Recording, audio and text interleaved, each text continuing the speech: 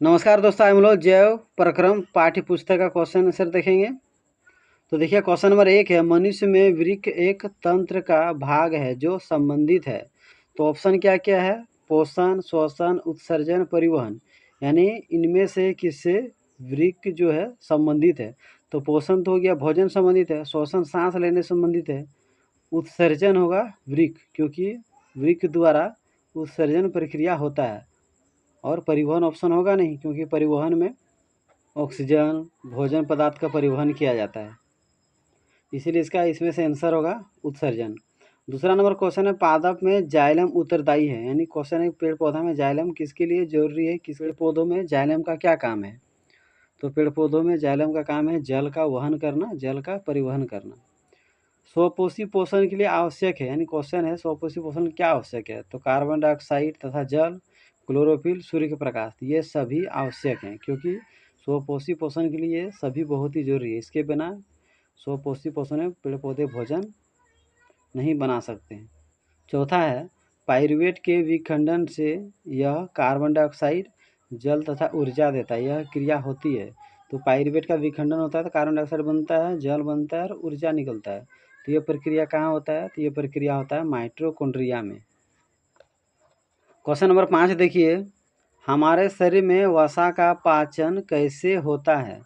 यह प्रक्रम कहाँ होता है? यानी इसे दो क्वेश्चन पूछ रहा है। पहला क्वेश्चन कि वसा का पाचन होता है तो कैसे होता है, और अगर ये होता है तो कहाँ होता है? तो आंसर देखिए, हमारे शरीर में वसा का पाचन क्षुद्रांत यानी छोटी आंत में होता है। पीत रस वसा को सूक्ष्म कणों में तोड़ देता है। लाइपेज एंजाइम एमल्सिफाइड वसा को वस्य अम्ल तथा ग्लिसरॉल में बदल देता है। पाचित वसा अंत में क्षुद्रांत की भित्ति अवशोषित कर लेती है।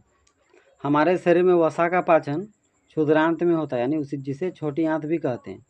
तो पीत रस सबसे पहले वसा को सूक्ष्म कणों में तोड़ देता है। उसके बाद जो सूक्ष्म कण जो टूटता है, जो छोटे कणों में बनता है, लाइपेज एंजाइम उसको एमल्सिफाइड कर वस्य अम्ल तथा ग्लिसरॉल में बदल देता है। वस्य अम्ल और ग्लिसरॉल ये क्षुद्रांत की भित्ति उसे अवशोषित कर लेती है। इस प्रकार हमारे शरीर में वसा का पाचन होता है। अगला क्वेश्चन देखिए, भोजन के पाचन में लार की क्या भूमिका है? यानी भोजन का पाचन करने में लार का क्या योगदान है? इसका आंसर देखिए, भोजन के पाचन में लार की निम्नलिखित भूमिका है। तो क्या योगदान है? देखिए, लार भोजन को गिला कर निगलने में मदद करता है। यानी पहला भूमिका इसका क्या है कि ये भोजन को गिला कर देता है, जिसके कारण निगलने में आसानी होता है। लार में एमिलेस एंजाइम होता है जो मंड या स्टार्च को शर्करा में तोड़ देता है। तो लार में एक एंजाइम मिलता है जिसका नाम है एमिलेस। ये क्या करता है?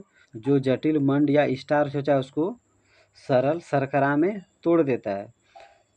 ये दूसरा भूमिका हुआ। तीसरा भूमिका क्या है? लार में मौजूद लाइसोजाइम एंजाइम हानिकारक जीवाणुओं को नष्ट कर देता है। तो लार में एक एंजाइम है, उसका नाम है लाइसोजाइम। वो क्या करता है?